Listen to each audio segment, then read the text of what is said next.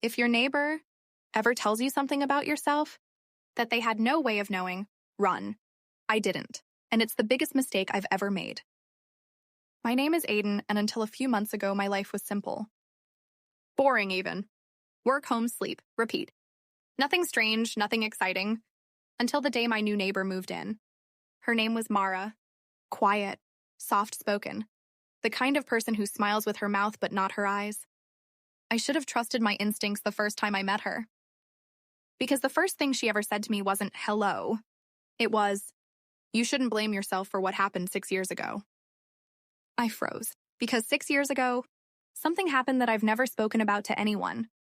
Not even my family. 6 years ago, I was in a car accident. I survived. My best friend didn't. And I've carried the guilt every single day. But nobody knew I blamed myself. Nobody knew the details. Nobody knew what I saw in those last seconds. So how did she? I tried to laugh it off. I said, I don't know what you mean.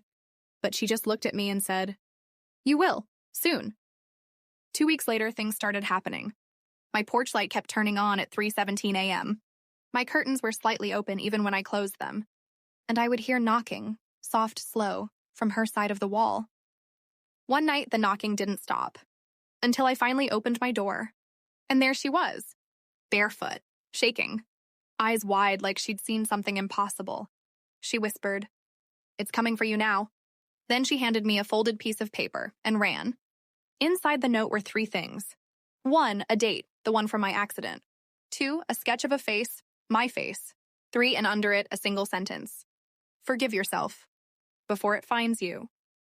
The next night, I woke up gasping and someone whispering my name. But it wasn't her voice. It was my best friend's voice. I sat up, shaking. And then my phone buzzed. A text. From an unknown number. He wants to talk. I dropped the phone. Because the wallpaper, which I never changed, suddenly shifted into a photo. A photo of the accident scene. Taken from an angle I had never seen before.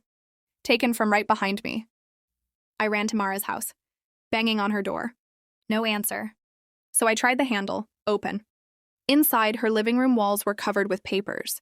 Photos. Dates. Drawings. All about me. Every single detail of my life. But that wasn't the scary part. The scary part was that she had written, the shadow follows those who refuse to forgive themselves. And under it, tell him the truth. I turned around. And someone was standing in the hallway. Not Mara. My best friend. Or what was left of him. His face half there, like smoke trying to remember it was once human.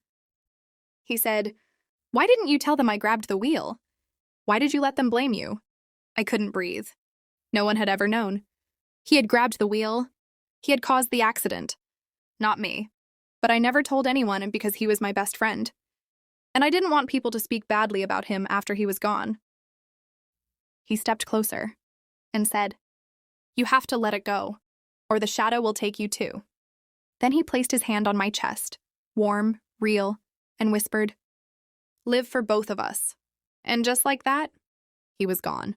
The photos fell off the walls. The house went pitch black. And when I turned the lights back on, Mara was gone.